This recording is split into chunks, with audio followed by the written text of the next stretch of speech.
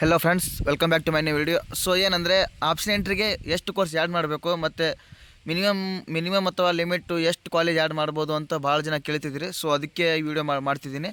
ಅದಕ್ಕಿಂತ ಮುಂಚೆ ಏನಪ್ಪ ಅಂದರೆ ಫಸ್ಟ್ ಟೈಮ್ ಯಾರು ಚಾನಲ್ಗೆ ವಿಸಿಟ್ ಮಾಡಿದ್ರೆ ಎಲ್ಲರೂ ಸಬ್ಸ್ಕ್ರೈಬ್ ಆಗಿ. ಸೊ ಇವಾಗ ಏನಂದರೆ ಆಪ್ಷನ್ ಎಂಟ್ರಿಗೆ ಎಷ್ಟು ಕೋರ್ಸ್ ಅಪ್ಲೈ ಮಾಡ್ಬೋದು ಅಂತ ಭಾಳ ಜನ ಕೇಳಿದಿರಿ. ಸೊ ಒಂದು ಎಕ್ಸಾಂಪಲ್ ತೋರಿಸ್ತೀನಿ ನಿಮಗೆ. ಏನಪ್ಪ ಅಂದರೆ ಇಲ್ಲಿ ಆಪ್ಷನ್ಟ್ರಿಗೆ ಎಷ್ಟು ಕೋರ್ಸ್ ಅವೈಲೇಬಲ್ ಇರ್ತಾವೆ ಅಂದರೆ ಇಲ್ಲಿ ಮೇಲೆ ಕೊಟ್ಟಿದ್ದಾರೆ ನೋಡಿ. Medical, dental, engineering, food science, BSc agriculture, BTech agriculture, veterinary science, pharma, BSc nursing.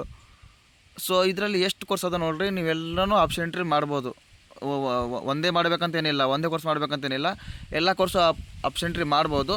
So ಇನ್ನೊಂದು ಏನಪ್ಪ ಅಂದರೆ ಇವಾಗ ಎಷ್ಟು ಕಾಲೇಜ್ ಆ್ಯಡ್ ಮಾಡಬೇಕಂತ ಭಾಳ ಜನರಿಗೆ ಡೌಟು. ಲಿಮಿಟ್ ಅಂದರೆ ಅಷ್ಟೇ ಮಾಡಬೇಕಂತ ಲಿಮಿಟ್ ಇದೆಯಾ, ನಾನು ಇಷ್ಟೇ ಮಾಡಬೇಕು ಅಂತ ಲಿಮಿಟ್ ಇದೆ ಅಂತ ಭಾಳ ಜನಕ್ಕೆ ಡೌಟು.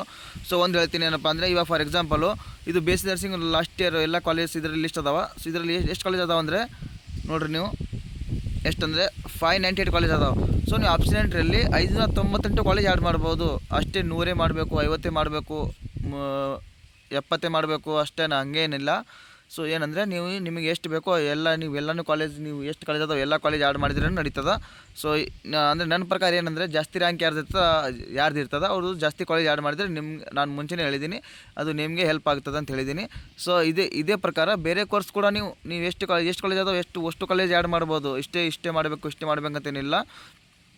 ಎಷ್ಟು ಕಾಲೇಜ್ ಅದಾವೆ ಅಂದರೆ ಮಿನಿಮಮ್ ಅವರು ಇವಾಗ 800 ಇರಲಿ, 900 ಕಾಲೇಜ್ ಇರಲಿ, ಅಷ್ಟು ಕಾಲೇಜ್ ಇರಲ್ಲ.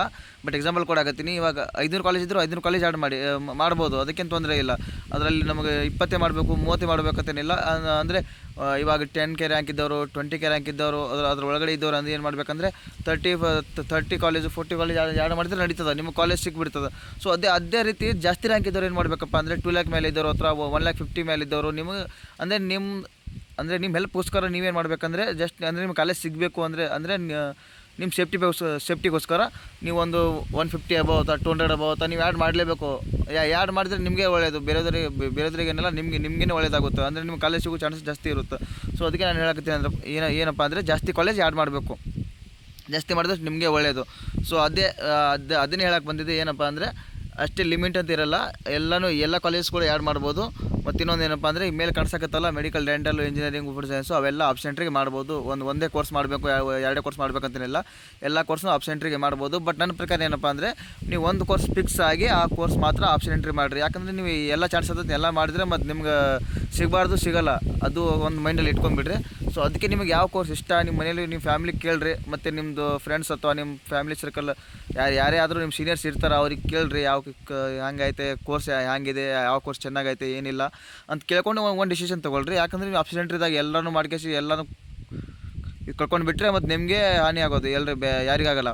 ಸೊ ಅದಕ್ಕೆ ಹೇಳಕತ್ತೀನಿ, ಒಂದು ಕೋರ್ಸ್ ಫಿಕ್ಸ್ ಆಗಿ ಒಂದು ಕೋರ್ಸ್ ಆಪ್ಷನ್ ಎಂಟ್ರಿ ಮಾಡಿರಿ, ನಿಮಗೆ ಹೆಲ್ಪ್ ಆಗುತ್ತೆ ಅಷ್ಟೇ, ಮತ್ತೇನಿಲ್ಲ. ಮತ್ತು ಏನೇ KA ಕಡೆಯಿಂದ ಏನೋ ಅಪ್ಡೇಟ್ ಬಂದರೂ ನಾನು ಇನ್ಫಾರ್ಮ್ ಮಾಡ್ತೀನಿ. ಅಲ್ಲಿ ತನಕ ಟೇಕ್ ಕೇರ್, ಬಾಯ್.